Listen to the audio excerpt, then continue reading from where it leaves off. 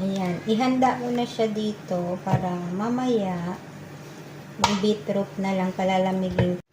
Ito na yung beetroot. Nalaga ko na siya, guys. Ayan. So, medyo mainit pa siya. At siwain natin. Basta ma-steam nyo yung beetroot. Kasya. Hindi ko siya mahiwa ng maayos. Sobrang init.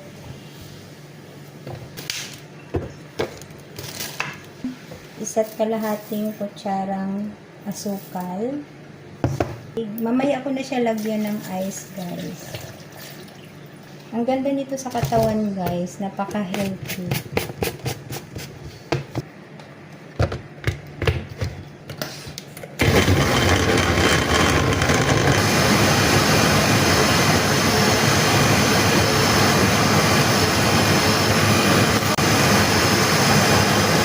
Tapos na.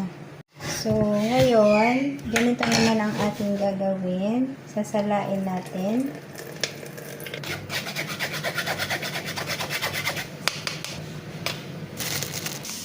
Ito na, guys. Inumin na namin.